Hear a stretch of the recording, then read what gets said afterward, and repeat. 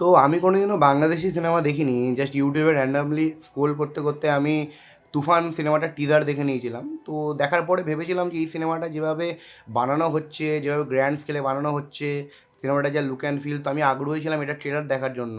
তো ট্রেলারটা already release হয়ে গেছে।